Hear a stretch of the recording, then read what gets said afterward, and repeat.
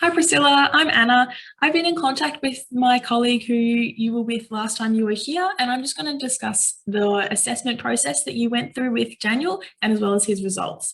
So it sounds like he's a really well-adjusted, socially apt child, interacting really well with his siblings and at daycare as well. It was really good to hear that he was active and engaged in the conversation around him. It sounds like he's a generally healthy boy, just has a bit of trouble getting his words out properly. So as you mentioned, Daniel has some difficulty saying R and F and S, and he switches those letters in and out with B and with D. And that's something that we've picked up on as well through the test. So as we get through, I'll be able to show you exactly where that's happening for him in his speech. So the test that we had Daniel do is called the Diagnostic Evaluation of Articulation and Phonology. But I'm just going to shorten that one down to DEEP and save ourselves that mouthful. So the DEEP assessment is designed to find any indicators of speech disorder or delay in young children. It's comprised of 5 different assessments. An entire screening process can be changed according to the child and their speech and their needs. So not everyone needs to sit all 5 tests. We only test the things that are necessary to test, so no one has to hang around for too long. I'll quickly run you through those tests on the DEEP that Daniel did. So first up, there was the diagnostic screening, which is the only one test that all the children need to do. It's an initial test naming 10 objects in the picture, and then this is how we get to see what sounds the children are able to produce. We can also calculate an inconsistency assessment to get some data if there's any variability on the way that they say those words. So from there, we can sort of figure out how their language is sitting and what areas we need to test further. So there's 4 subtests that can be done after the diagnostic screening. Daniel only needed to do one of those subtests. So Daniel only needed to have the phonology assessment, where we're looking at any error patterns in his speech. So that's how he could swap in that B and D for those trickier sounds. And once the DEEP is completed, then we have the child's phonetic inventory, and that's how they make up the sounds that they need to create words, and we can find out what areas they're struggling in. So I'll take you through Daniel's results and explain to you why he needed that phonology testing as well. So it looks like he is missing some speech sounds that he's expected to have. So it doesn't sound like he can make the sound of K or L or R. And this indicates to some problems with his articulation, as he simply hasn't been able to use those sounds yet at all. His inconsistency score was at 20, and the requirement for his age was below 50. So he did really well in that.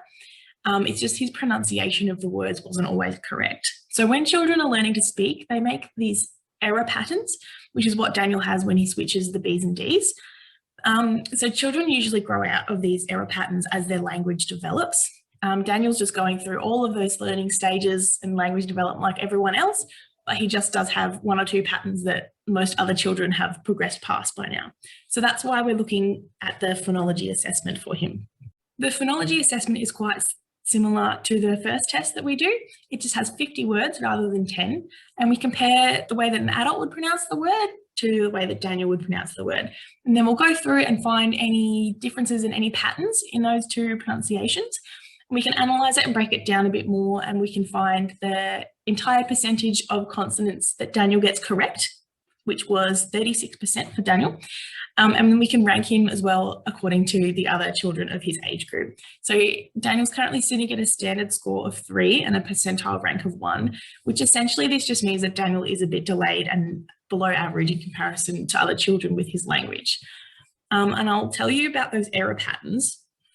So the main one that I've noticed in his results is it's called stopping, and that's when you replace an F or an S with a B or a D or a T, which you've picked up on as well.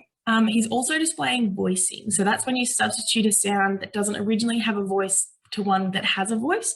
So for example, a T doesn't have much voice to it, whereas a B or a D does. So Daniel's stopping is only delayed by a few months, but the voicing is delayed by about a year.